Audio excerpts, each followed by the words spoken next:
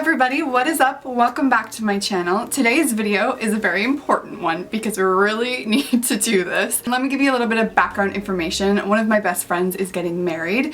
She asked me to be one of her bridesmaids, and the color scheme is nude. We're kind of going for more of like a warm nude, so less of like a cream like this, more of a real true nude. I ordered a dress and it came and it straight up was like great. You guys are gonna see it in a second. I decided that I was going to put my DIY skills to the test, and I want to show you guys how you can actually stain fabric using tea. I have done this in the past. I've actually stained paper to give it that kind of vintagey feel. You can do this with any sort of fabric. It doesn't have to be clothes. It could be, you know, bedspreads, anything like that. So before we get started, let me show you the dress. If you guys watched one of my last videos, it was a day in the life with me, would have seen the dress in all its glory, and as you can tell, it is just quite a bit too light for being a bridesmaid. We're trying to do nude, so I want to bring some color back into it. It has this like beautiful Bordeaux top, which I love. It's hard to see, I'm holding the camera, but there it is. So let's see what we can do with this guy. So we need to go get some tea. I want to show you guys the dress, and I want to show you guys how I transformed it. So let's hop right into it. Good morning, y'all. It is literally the windiest day out there. Like, can you hear that? So we need to go and get some tea to start staining this dress.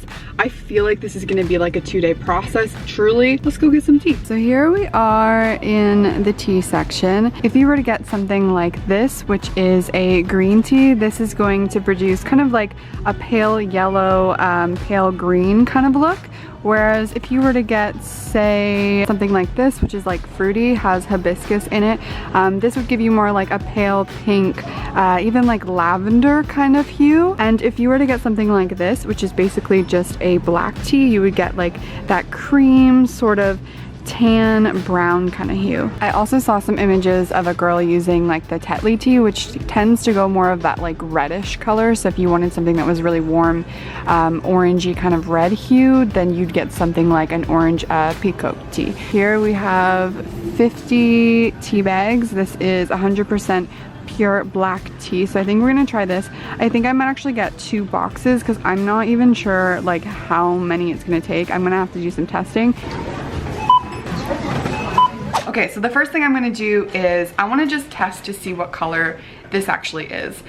Just because I don't wanna go through this whole process and then be like, wow, this is a really strange black tea color. So what I'm gonna do is I'm just gonna get a clear glass just so that we'll be able to see. If you don't have something clear, just grab a mason jar.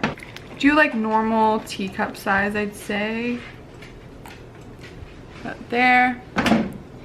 And this obviously isn't going to give us the perfect color yet. I'm going to let this sit for a while, then I'm going to come back and show you guys the color, and we can kind of decide if it's right. I mean, it's looking nice. It's looking like a goldeny brownies. Okay guys, so here's the color, and I'm going to be honest with you. It's looking a little bit red. Like, this is the color I'd assume orange peacock would kind of go. So I think we should do a test on another piece of fabric. So to test the tea, I have this sweater. This is 100% acrylic. The dress is, I believe it's like 70% acrylic. See, that is going on like much of a warmer color than I thought, and I'm actually really happy with the way that's looking. It doesn't look red at all. It has that nice brown warmth that I want in the dress. This is about a 32-liter pot, and inside I just have it filled a little over half. Basically what I've done is I've just cut off the top of the tea bag, which had paper in it. I'm gonna scoop these all out after.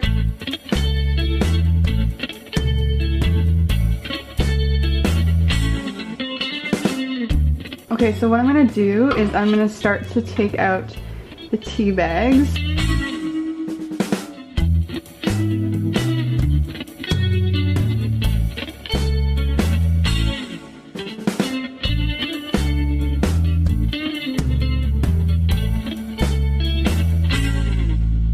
You don't want your dress to go in completely dry because you don't want it to attach to more parts than the other. You want it to go in damp. So I'm just gonna soak the dress in some water. Okay, so we're all good to put it in. It's damp. Let's do it, you guys. And she's in. The most nerve-wracking thing I've ever done, maybe? Let's leave this guy for half hour and we'll come back when it's when time's up. Okay, so it has officially been half an hour. So let's pull out some of this and see what she's looking like. Oh, she's looking good. I think I'm gonna rinse a small section of it just to see the real color. So you can see the color it was before versus the color when I rinsed it out. So that is way too light still. So I'm gonna say it needs to at least soak for another half hour. We'll check it again then. The next step would be to rinse it with cold water.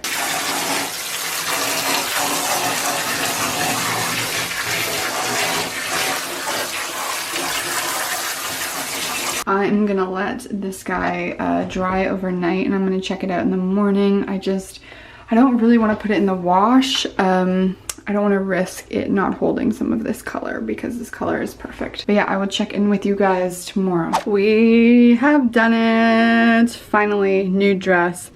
Need a little Spanx action, but it's fine. Very happy with this. So I ended up putting my dress in the tea for 3 hours. I kept checking it at every 30-minute interval and it just wasn't enough. So I honestly thought that maybe I could even dye it again. I wasn't really sure. I didn't really know what I wanted to do. But you could definitely dye it again if it came out and it wasn't as dark as you wanted it to be. If it were too light, an almost immediate wash into the washing machine will help get some of that color out as well. So it really just depends what color you're going for, what fabric you're using, as to how dark it will go or how light it will go. So I even suggest if you just want a little bit of a tint and you're using something that's going to soak it up like cotton, a couple minutes, probably max, is all you would need. So after you are done dyeing it, you can go ahead and wash it. I didn't want to wash my dress because I didn't want to lose any of the color that was in it. You can also set your color using a vinegar salt water mixture. Again, I didn't want to do that because the dress smells like tea. I'm okay smelling like tea for the wedding, but if I risk it and do sort of a vinegar wash, I risk smelling like vinegar again because I'm not going to wash it. And after the wedding, I definitely think I will do that for sure. I have put all the information that you might need in the down bar below, so make sure to check that out and good luck with your dyeing. I hope that it turns out amazing. Thank you guys so much for watching and I will see you in my next video. Bye!